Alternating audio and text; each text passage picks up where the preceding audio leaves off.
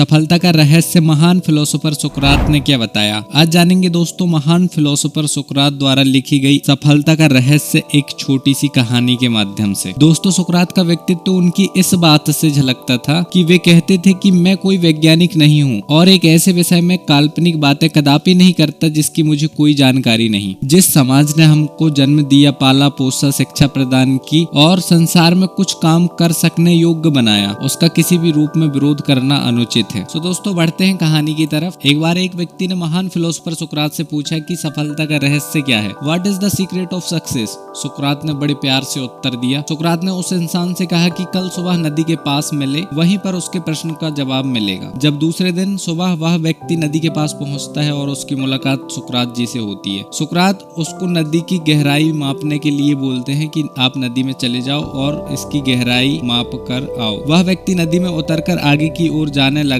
जैसे ही पानी उस व्यक्ति के नाक तक पहुंचता है, पीछे से सुकरात आकर अचानक से उसका मुंह पानी में डुबो देते हैं। वह व्यक्ति बार बार निकलने की कोशिश करता है, झटपटाने लगता है, बहुत कोशिश करता है, लेकिन सुकरात थोड़े ज्यादा स्ट्रॉन्ग थे। सुकरात ने उसे काफी देर तक पानी में डुबोए रखा। कुछ समय बाद दोस्तों सुकरात ने उसे छोड़ दिया और उस व्यक्ति ने जल्दी से अपना मुंह पानी से बाहर निकालकर जल्दी जल्दी सांस ली। सुकरात ने उस व्यक्ति से पूछा, जब तुम पानी में थे तो तुम क्या चाहते थे। व्यक्ति ने कहा, जल्दी से बाहर निकलना, सांस लेना चाहता था। सुकरात ने कहा, यही तुम्हारे प्रश्न का उत्तर है। जब तुम सफलता को उतनी तीव्र इच्छा से चाहोगे जितनी तीव्र इच्छा से तुम सांस लेना चाहते थे, तो तुम्हें सफलता निश्चित रूप से मिल जाएगी। वहीं सुकरात के विचार कहते हैं कि अगर आप मजबूत बनना चाहते हैं तो सबसे पहले अपनी कमजोरियां दूर करें। एक बार कमजोरियां दूर हो जाएंगी तो फिर आप कुछ भी कर सकते हैं। दूसरी कहानी है दोस्तों भारत रत्न प्राप्त डॉक्टर एपीजे अब्दुल कलाम की। अब्दुल कलाम का जन्म 15 अक्टूबर 1931 को तमिलनाडु के एक